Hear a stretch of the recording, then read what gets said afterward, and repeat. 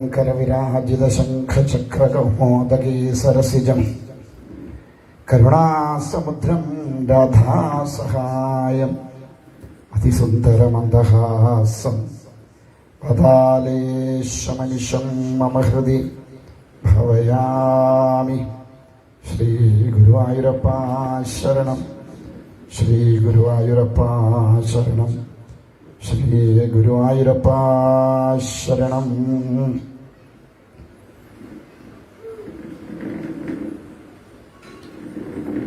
ഇപ്പോൾ 12ാമത് ശ്രീ മഹാഭാഗവത സപ്താഹ ജ്ഞാനയജ്ഞം പെരുന്തുരുത്ത് ശ്രീ ധർമ്മശാസ്താവിന്റെ തിരുമുൻപിൽ ഭഗവാന്റെ അമ്മയായി സങ്കല്പിക്കപ്പെടുന്ന ശ്രീ നാരായണന്റെ കഥകളെ കേൾക്കുവാൻ ഒരിക്കൽ കൂടി നമുക്ക് അവസരം തന്നിരിക്കുകയാണ് ഭഗവാൻ. അപ്പൊ അതിനെ നമ്മൾ പരമാവധി പ്രയോജനപ്പെടുത്തുക എന്നതാണ് നമ്മുടെ ധർമ്മം. അത് നമ്മൾ ചെയ്യാം. 11 വർഷക്കാലം ഭാഗവതത്തെ പല ആചാര്യന്മാരിൽ നിന്നും ശ്രവിച്ചവരാണ്. ഇത് 12ാമത് വർഷം. കൂടുതലായിട്ട് കഥകളൊന്നും വലിച്ചു നീട്ടി പറയേണ്ട കാര്യമില്ല. ഉണ്ടോ? ഇല്ല. കാര്യങ്ങളങ്ങ് പറഞ്ഞു പോവുക എന്നത് മാത്രമേ ഉള്ളൂ. അപ്പൊ ആദ്യം നമ്മൾ അറിയേണ്ടത് ഈ ഭാഗവതം ആർക്ക് വേണ്ടിയിട്ടാണ്, എന്തിനു വേണ്ടിയിട്ടാണ് എന്നുള്ളതാണ്. എന്റെ അഭിപ്രായത്തിൽ പറഞ്ഞാൽ ഭാഗവതം നമുക്ക് വേണ്ടിയിട്ടുള്ളതല്ല. പിന്നെയോ, ഒരു ഈശ്വര അന്വേഷിക്ക് പോവാൻ വേണ്ടതായിട്ടുള്ള വഴികളെ കാട്ടിത്തരുന്ന ഒരു മഹത്തരമായ ഗൈഡാണ് ഭഗവാൻ അല്ലെങ്കിൽ ഭാഗവതം. ഏതെല്ലാം വിധത്തിൽ ഒരു ഈശ്വര അന്വേഷി പോയാലാണ് അവൻ ആ മുക്തി പദത്തിലേക്ക് എത്താൻ കഴിയുക. അതിനിടയ്ക്ക് അവൻ കടന്നു പോവേണ്ട വഴികൾ ഏതൊക്കെയാണ്? അമ്മ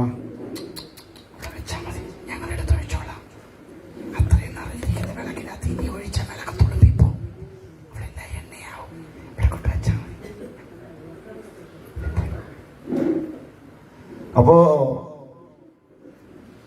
അങ്ങനെയുള്ള ആ യാത്രയില് ഭഗവാന് നമുക്ക് വഴികാട്ടിയാകുകയാണ്.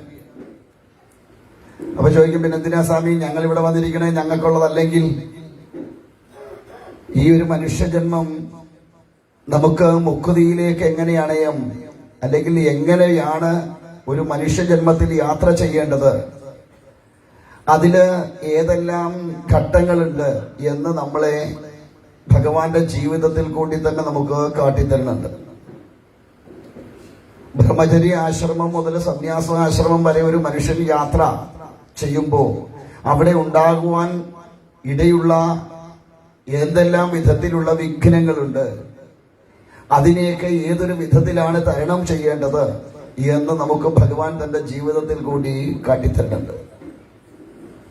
അതോടൊപ്പം ഒരു മനുഷ്യന്റെ ജീവിതത്തിൽ ഉണ്ടാകുവാൻ സാധ്യതയുള്ള അല്ലെങ്കിൽ ഉണ്ടാകുന്ന പല പല പൊസിഷൻസ് ഉണ്ട്, അല്ലെങ്കിൽ അവസ്ഥകളുണ്ട്. ഒരു മകനെന്ന നിലയ്ക്ക്, ഒരു ഭർത്താവ് എന്ന നിലയ്ക്ക്, ഒരു ഭാര്യ എന്ന നിലയ്ക്ക്, അല്ലെങ്കിൽ ഒരു മകളെന്ന നിലയ്ക്ക്, അതിനുശേഷം ആ ഒരു കടമ്പ കഴിയുമ്പോൾ ഒരു മുത്തശ്ശന് മുത്തശ്ശിയാവുന്ന അവസ്ഥ, അതേപോലെ ഒരു ഭരണാധികാരിയാവുന്ന അവസ്ഥ. ഇങ്ങനെ വിവിധങ്ങളായ അവസ്ഥകളെ കടന്നു പോകുന്ന ഒരു മനുഷ്യ ജീവിതം എത്ര നേരത്തേക്കുണ്ട് എന്ന് കൃത്യമായി അറിയാൻ കഴിയാത്ത ഈ ജന്മം, അത് എങ്ങനെ കടന്നു പോയാലാണ് ഒരു മനുഷ്യ ജന്മത്തിൽ മുക്തി അണയാൻ സാധിക്കുക? നമ്മളൊക്കെ കടന്നു പോകുമ്പോ ഈ ജീവിതത്തില് നമുക്ക് രണ്ട് ലക്ഷ്യമുള്ളൂ. ഒന്ന്, എങ്ങനെയും കാശുണ്ടാക്കണം, എങ്ങനെങ്കിലുമൊക്കെ ജീവിതം തീർക്കണം. ഇല്ലേ? ആണോ അല്ലയോ? ഈ രണ്ട് ചിന്തയുള്ളൂ നമുക്ക്. എങ്ങനെ കാശുണ്ടാക്കാം, എങ്ങനെ ഈ ജീവിതം അടിച്ചു പൊളിച്ച് ജീവിക്കാം. ആ ഒരു ചിന്ത കൊണ്ടുള്ള പോക്കിന്റെ കുഴപ്പം ജന്മങ്ങൾ ഏറെ എടുക്കേണ്ടി വരും ഈ ഭൂമിയിൽ.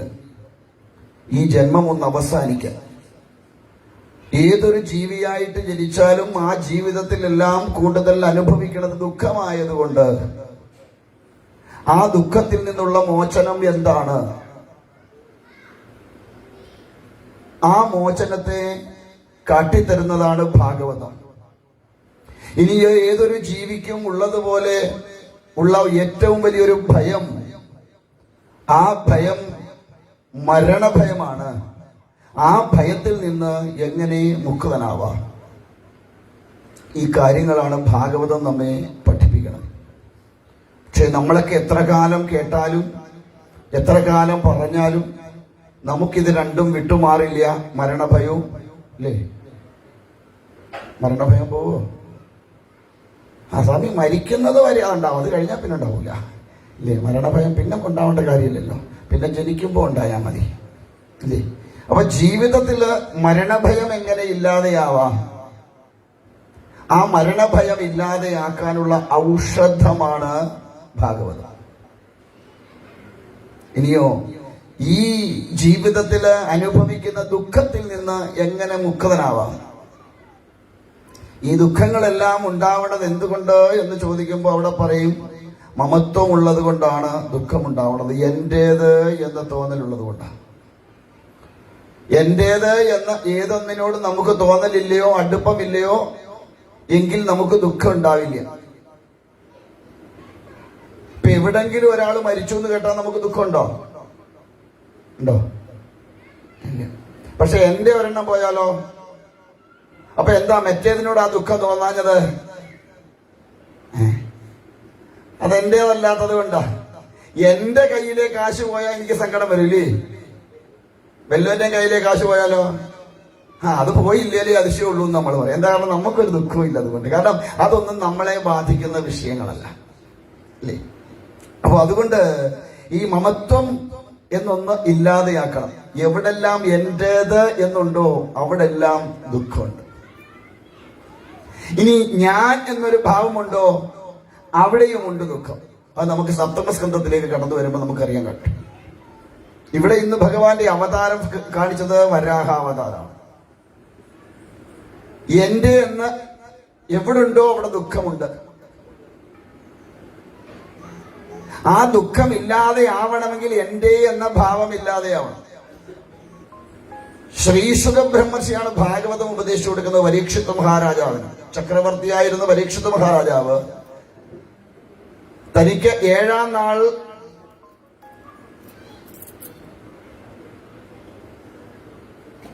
മരണമുണ്ടാവും എന്ന് അറിഞ്ഞ നിമിഷം ആ ചക്രവർത്തി പദത്തിലിരുന്ന പരീക്ഷിത് മഹാരാജാവ് എല്ലാം ഉപേക്ഷിച്ചുകൊണ്ട് ഗംഗാതീരത്തേക്ക് പോയി. ഇങ്ങെടുത്തോ ഇവിടുന്ന് ഇങ്ങോട്ട് വെക്കാം. ഞാൻ കുത്തിക്കണം. ഇങ്ങെടുത്താൽ അല്ലെ അവിടെ അവിടെ വെച്ചാൽ അവിടെ പൊക്കി പൊക്ക ഇനി പൊക്ക സാറില്ല താത്ത വെക്കാം. ഇല്ല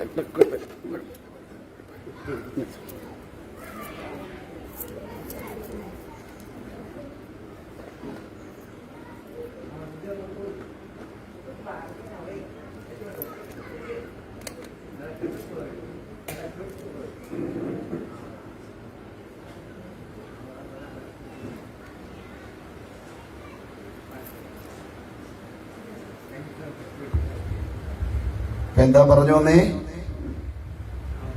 എന്തായിരുന്നു പറഞ്ഞു വന്നേ? അത് പോയി എന്റേത് എന്ന ഭാവം. അവിടെ പരീക്ഷിത് മഹാരാജാവ് തന്റേത് എന്ന് കരുതിയത് മുഴുവൻ 1 സെക്കൻഡ് കൊണ്ട് ഉപേക്ഷിച്ചു. എന്തുകൊണ്ട്? തനിക്ക് മരണമുണ്ടാവും എന്ന് അറിഞ്ഞ നിമിഷം.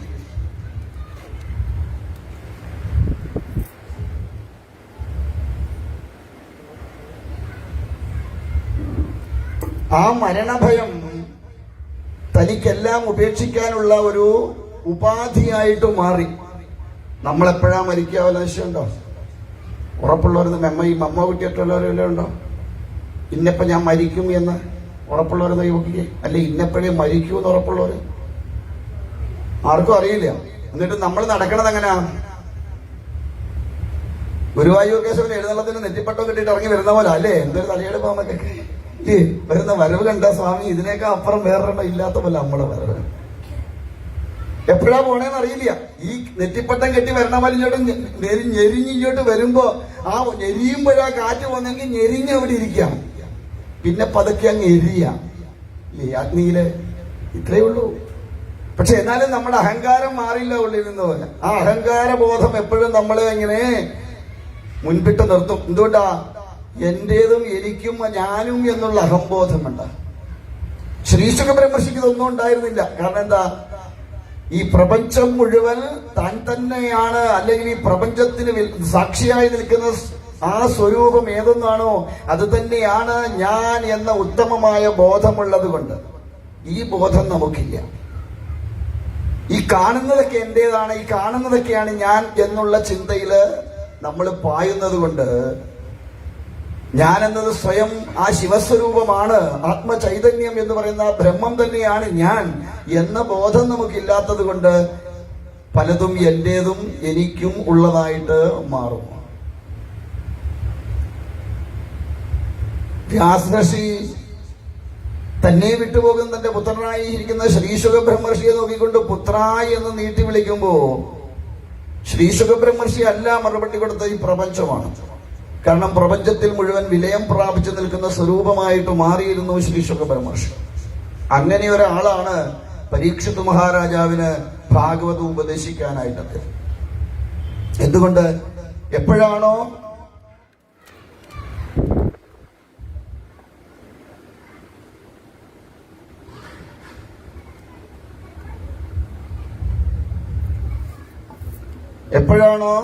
തനിക്ക് തന്റെ ജീവൻ നഷ്ടപ്പെടാൻ പോണത്, 7-ാം നാൾ തനിക്ക് മരണം ഉണ്ടാവും എന്ന് അറിഞ്ഞു.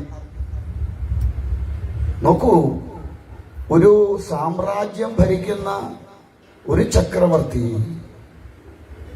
തനിക്ക് 7-ാം നാൾ മരണമുണ്ടാവും എന്നറിഞ്ഞ നിമിഷം സർവസ്വം ഉപേക്ഷിക്കാൻ തയ്യാറായി. എപ്പോഴാണ് മരണമുണ്ടാവുക എന്ന് യാതൊരുവിധ ബോധമോ ഉറപ്പോ ഇല്ലാത്ത നമ്മള് കാണുന്നതൊക്കെ തന്റേതാക്കി വെച്ചുകൊണ്ട് ഇതാണ് സുഖം എന്ന് നിലച്ചിരിക്കുന്ന ഒരു ജീവിത അവസ്ഥയിലൂടെയാണ് നമ്മളൊക്കെ കടന്നു പോണത്, അല്ലേ? ആണോ അല്ലയോ? എത്ര കിട്ടിയാൽ തൃപ്തി ഉണ്ടോ? തൃപ്തിയുള്ളവരെന്ന് യോഗിക്കേ? ഒരെണ്ണത്തിനില്ല, എനിക്കും ഇല്ല. നമുക്ക് ആർക്കും അങ്ങനെയൊന്നില്ല. ഒരു തൃപ്തി എന്ന് പറയാനൊരവസ്ഥ നമുക്ക് ആർക്കും ഇല്ല. എന്തുകൊണ്ട്? മനുഷ്യനായി പിറന്നതുകൊണ്ട് നമുക്ക് ഇതൊക്കെ നഷ്ടപ്പെടുന്നതാണെന്നുള്ള ബോധമില്ലാത്തത് കൊണ്ട് നമുക്ക് എന്തില്ല? തൃപ്തിയില്ല. ആ തൃപ്തിയില്ലായ്മയാണ്. അങ്ങോട്ട് വെച്ചിട്ട് കാര്യമില്ല, എനിക്ക് കാര്യം എടുത്തില്ല. ഇവിടെ ഇങ്ങനെ കിടത്തി താഴെ ഇട്ടാൽ നോക്കിയാൽ ഇങ്ങനെ കിടത്തിയിടാൻ ഇവിടെ കൂടെ നിലത്തേക്ക് ഇങ്ങനെ അങ്ങോട്ട് ഇടാം. എന്നാലും ഇട്ട് നോക്കി ഇതിനകത്തെ കാറ്റുകൂടെ ഒന്ന് കുറയ്ക്കാൻ വേണ്ടിയിട്ടാണ് നോക്കുന്നത്.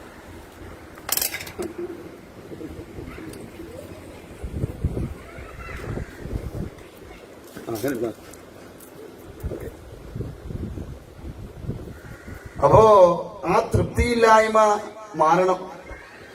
നമുക്ക് എത്ര പേർക്കുണ്ട് ഈ കിട്ടുന്നതിൽ ഒരു തൃപ്തി? എനിക്ക് ഇത്രേ പറഞ്ഞിട്ടുള്ളൂ, എനിക്ക് ഇന്ന് കിട്ടാനുള്ളത് ഇത്രേ ഉണ്ടായിരുന്നുള്ളൂ എന്ന് തൃപ്തിപ്പെടാൻ നമുക്ക് കഴിയാറുണ്ടോ? ഉണ്ടോ? ഇല്ല. നമുക്കാർക്കും അങ്ങനെ തൃപ്തിപ്പെടാൻ കഴിയും. പക്ഷെ ഇന്ന് ഇത്രേ ഉള്ളൂ എന്നാ നമ്മൾ ചോദിക്കുക. എന്തുകൊണ്ട് കുറഞ്ഞു പോയി എന്നാണ് നമ്മൾ അന്വേഷിക്കുക. ഇത്രയെങ്കിലും കിട്ടിയല്ലോ ഈശ്വര എന്നല്ല നമ്മൾ ചിന്തിക്കുക. അപ്പൊ ആ ഒരു തൃപ്തിയില്ലായ്മ അതും ജീവിതത്തെ വല്ലാതെ നമുക്ക് നാശത്തിലേക്കാണ് കൊണ്ടുപോവുക. അപ്പൊ ജീവിതം ആനന്ദകരമാവുമ്പോ, അല്ലെങ്കിൽ ആനന്ദകരമാവണമെങ്കിൽ ആദ്യം ഉപേക്ഷിക്കേണ്ടത് എന്റെ എന്ന ഭാവം. അതുകൊണ്ടാണ് പറയുക, എന്തോ പോലെ ജീവിക്കണമെന്നാണ് നേരത്തെ ഞാൻ പഠിപ്പിച്ചിട്ടുള്ളത്. അതൊക്കെ 3-4 കൊല്ലം മുമ്പ് പറഞ്ഞതല്ലേ സ്വാമി. ഇന്നലെ പറഞ്ഞ കാര്യം ഓർമ്മയില്ല, അന്നേരം 4 കൊല്ലം മുമ്പ് പറഞ്ഞത്. എന്തിനെ പോലെ ജീവിക്കണം എന്ന് പഠിപ്പിച്ചു? കൊട്ടത്തേങ്ങ പോലെ ജീവിക്കണം. ഓർമ്മയുണ്ടോ? ആർക്കെങ്കിലും ഓർമ്മയുണ്ടോ ഞാനാ പറഞ്ഞത് കൊട്ടത്തേങ്ങ പോലെ ജീവിക്കണം എന്ന്? യാവാടാണ്. എന്താ കൊട്ടത്തേങ്ങ പോലെ ജീവിക്കാൻ പറഞ്ഞതിന്റെ കാരണം? എന്താ കൊട്ടത്തേങ്ങയുടെ പ്രത്യേകത? വെള്ളമില്ല. പിന്നെ കൊട്ടത്തേങ്ങയുടെ പ്രത്യേകത അതല്ല, വെള്ളമില്ലാഴികയല്ല. ഒച്ചത്തിൽ പറ. ഗണപതിക്ക് കൊടുക്കാനുള്ളതാ. അതുകൊണ്ടാണ്, അതല്ല പ്രത്യേകത. കൊട്ടത്തേങ്ങയുടെ പ്രത്യേകത ഗണപതിക്ക് കൊടുക്കുന്നൊന്നുമല്ല. അത് നമ്മൾ പറഞ്ഞുണ്ടാക്കിയതാ ഗണപതിക്ക് കൊട്ടത്തേങ്ങ ഇട്ടതെന്ന്. ഇന്ന് വരെ ഏതെങ്കിലും ഗണപതി കൊട്ടത്തേങ്ങ കൊടുത്തിട്ട് ഇഷ്ടപ്പെട്ടിട്ടുണ്ടോ? പ്രതിപദിച്ചിട്ടുണ്ടോ? അതൊക്കെ ചുമ്മാ പറയുന്ന. ഏത് തേങ്ങ കൊടുത്താലും ഗണപതിക്ക് ഇഷ്ടമാ. പിന്നെ എന്താ കൊട്ടത്തേങ്ങയുടെ പ്രത്യേകത?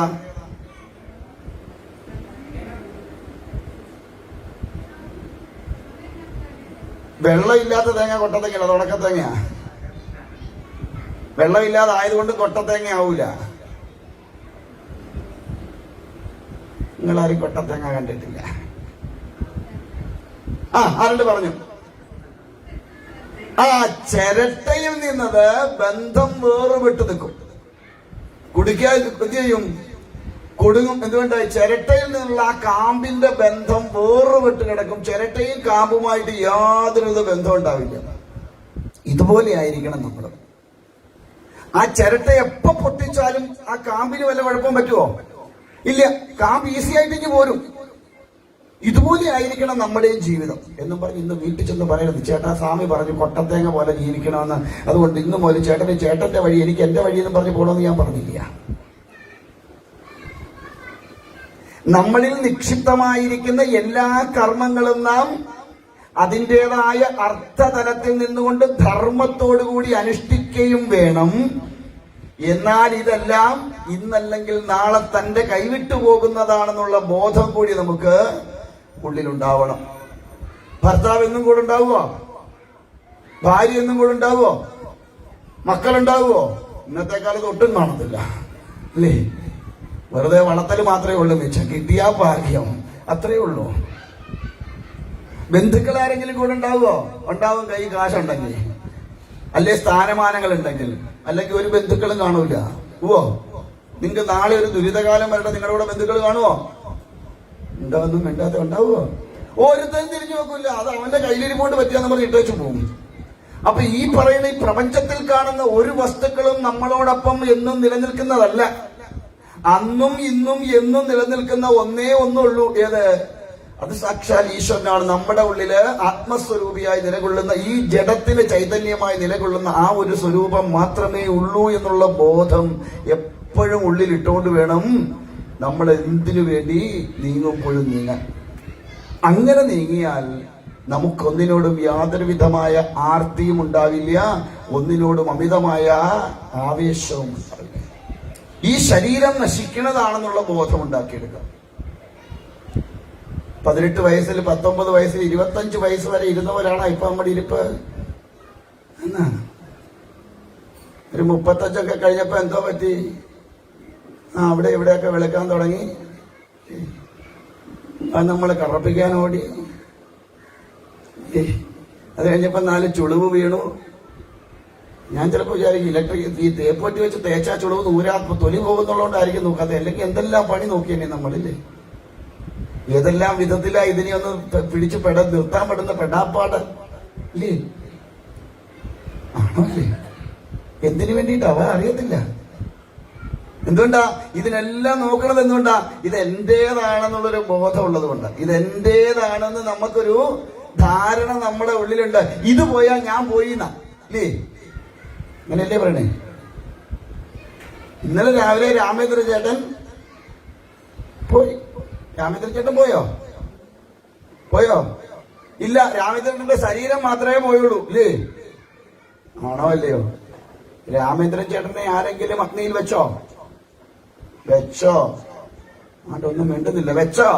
ഇല്ല. ആ ജഡ രാമചന്ദ്രനെ പ്രതിനിധീകരിച്ചിരുന്ന, അല്ലെ ആ നാമത്തെ പ്രതിനിധീകരിച്ചിരുന്ന ആ ശരീരം മാത്രമേ എവിടെ വെച്ചുള്ളൂ? അഗ്നിയിലേക്ക് വെച്ചുള്ളൂ. ഒരു ഫോട്ടോ വെച്ചാലും ആരുടെയാന്ന് പറയും? രാമേന്ദ്രൻ ചേട്ടി. അപ്പൊ രാമേന്ദ്രൻ ചേട്ടൻ പോയോ? മനസ്സിലായില്ല. ഞാൻ ചോദിച്ചത് പിടി കിട്ടിയോ? ഇപ്പൊ ഉദാഹരണം എന്നെ തന്നെ എടുത്തോളൂ. രാമേന്ദ്രൻ വേണ്ട, തൃക്കൊടിത്താനം വിശ്വനാഥൻ ഒരു ദിവസം ഞാൻ ഇങ്ങനെ കിടപ്പുണ്ട്. നിങ്ങളെന്താ പറയും? ആ ഒരു ശല്യം ഒഴിവായി കിട്ടി അല്ലേ? ആണോ അല്ലയോ? ആണോ? ഒന്നുകിൽ ആചാര്യം പോയി, അല്ലെങ്കിൽ തൃക്കൊടിത്താനം വിശ്വനാഥൻ പോയി എന്ന് പറയും. പക്ഷെ തൃക്കൊടിത്താനം വിശ്വനാഥൻ പോയോ? ഇല്ല. ആ തൃക്കൊടിത്താനം വിശ്വനാഥൻ എന്ന് പറയുന്ന ഒരു നാമധേയത്തെ പ്രതിനിധീകരിച്ചുന്ന ഒരു ശരീരം മാത്രമേ ഈ ഭൂമിയിൽ നിന്ന് പോയുള്ളൂ. എന്റെ ഒരു ഫോട്ടോ എടുത്ത് വീട്ടിൽ ഫ്രെയിം ചെയ്ത് വെച്ചിട്ട് ഒരു മാല ഇട്ട് അവിടെ വെച്ചാൽ ആരെങ്കിലും എന്ന് ചോദിക്കുമ്പോ ഇത് ആരാന്ന് പറയും? തൃക്കൊടിത്താനം വിശ്വ. അപ്പൊ തൃക്കൊടിത്താനം വിശ്വനാഥൻ പോയോ? ഇല്ല.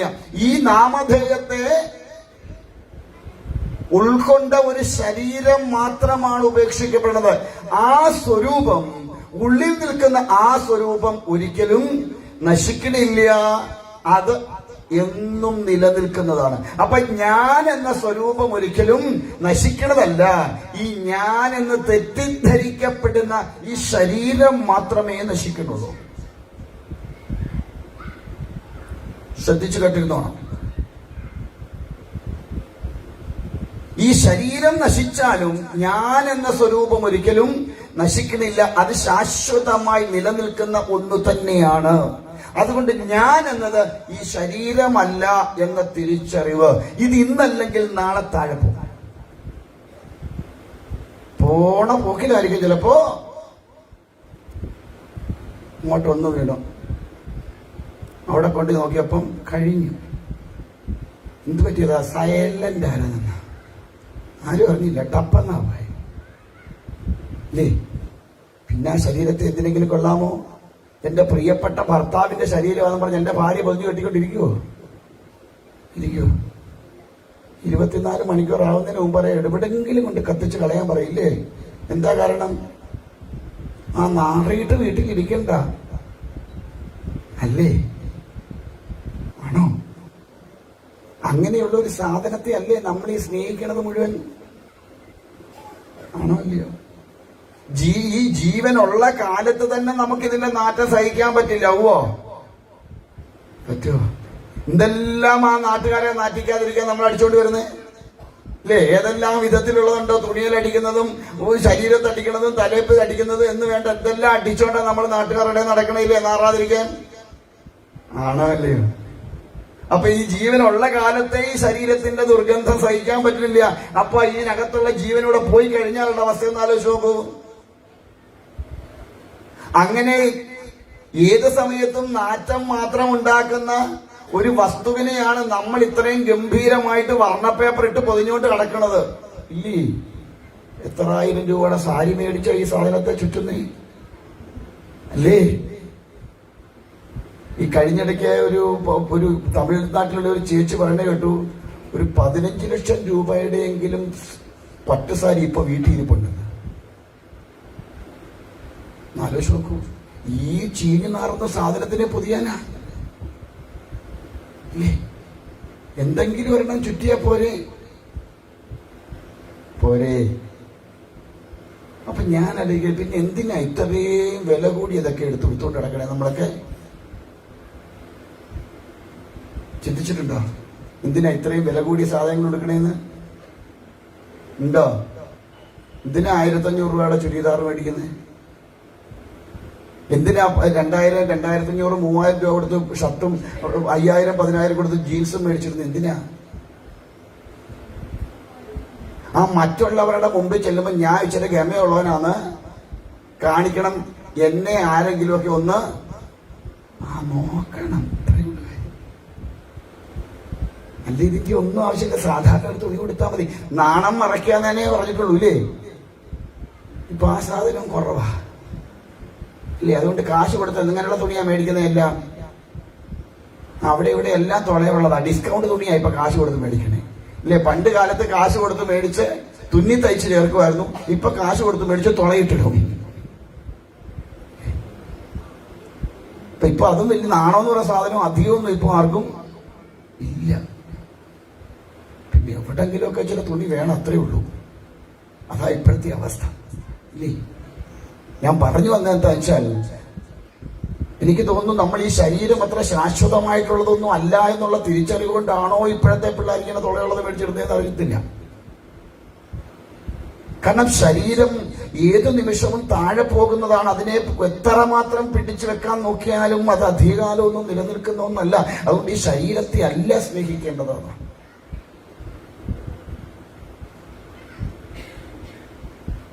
നമ്മൾ ഇന്ന് വരെ ചിന്തിച്ചിട്ടുണ്ടോ, നമുക്ക് വിശക്കുമ്പോൾ ആഹാരം കഴിക്കാറുണ്ടില്ലേ? ഉണ്ടോ? ഇതിനുള്ളിലിരിക്കുന്ന ജീവൻ എന്തെങ്കിലും ആഹാരം കൊടുത്തിട്ടുണ്ടോ നമ്മള്? ഉണ്ടോ?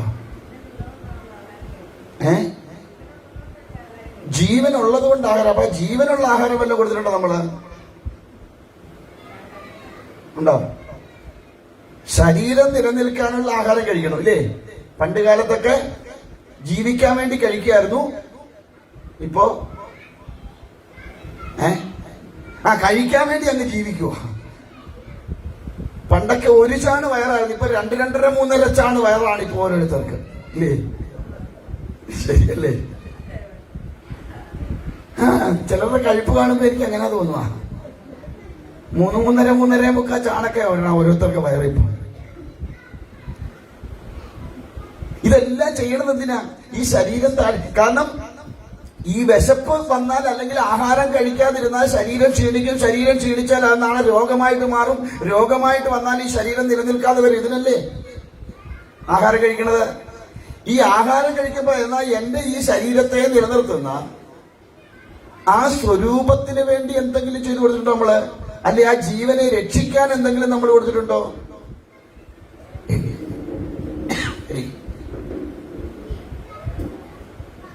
ആ ജീവനെ രക്ഷിക്കാൻ എന്താ കൊടുക്കേണ്ടത്? ഈശ്വരീയമായ സങ്കല്പങ്ങൾ കൊണ്ട് ജീവനെ രക്ഷിക്കാൻ നോക്കണം നമ്മൾ. അതിനാ നാമജപമൊക്കെ. നാമം ജപിക്കാൻ പറഞ്ഞാൽ നമ്മൾ നാമം ജപിക്കുവോ? ജപിക്കുവോ? നാണക്കേട്. അപ്പുറം ഇരിക്കുന്നവൾ എന്തോ വിചാരിക്കും എന്നെ കുറിച്ച് ഞാൻ ഒച്ചത്തിൽ നാമം ജപിച്ചു. മന്ത്രങ്ങൾ പതുക്കെ ജപിക്കാനുള്ളതും നാമം ഉച്ചത്തിൽ ജപിക്കാനുള്ളതുമാണ്. ഇപ്പൊ കൂടുതലും പുറത്തോട്ട് കേൾക്കുന്നതൊക്കെ മന്ത്രങ്ങളാണ്. നാമങ്ങൾ പതുക്കെ കേൾക്കാറുള്ളൂ അല്ലേ?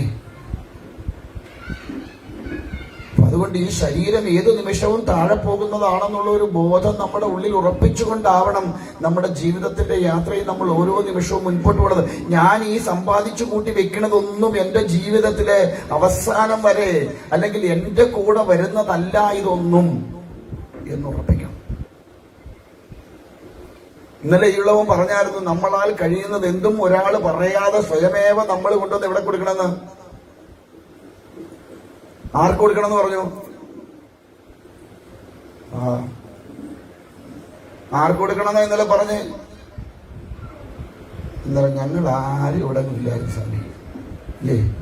ഇന്നലെ ഘോഷയാത്രയ്ക്ക് വരാത്തവരായി ഇരിക്കണം നല്ലൊരു ശതമാനം ആൾക്കാരും ഇല്ലേ? ഇന്നലെ ഭദ്രദീപം ദർശിച്ചൊന്നും ആരും ഇല്ലായിരുന്നു. പിന്നെ ഭഗവാന് വേണ്ടി, ഈശ്വരന് വേണ്ടിയിട്ടല്ല. എവിടാ നിറഞ്ഞേ? കൂടുതല് കഴിച്ചത് ദഹിക്കും തോന്നിയല്ലോ ശീലമുണ്ടാവണം. 2 കോടി തീരത്ത് പോയിരുന്നു മോളെ മത്സരം ഇങ്ങോട്ടാ.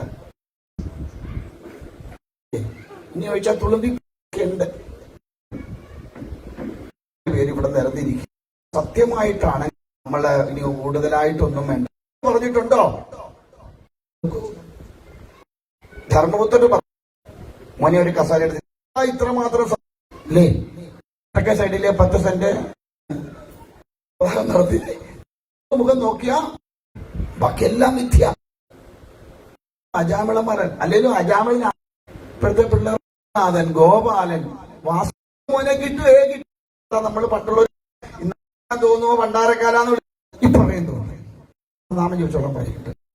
ഞാൻ പറയും വീട്ടിൽ വന്നൊരു കടം മേടിച്ച എന്നാ തുന്നിക്കെട്ടിയതിന്റെ വേദന. ഒരുത്തന് തല തൊലി ഒന്ന് അവന് സ്വയം ഇപ്പൊ നമ്മുടെ ഹിമാലയ പശുവാ എത്തിക്കാൻ വേണ്ടിയിട്ടാണ്.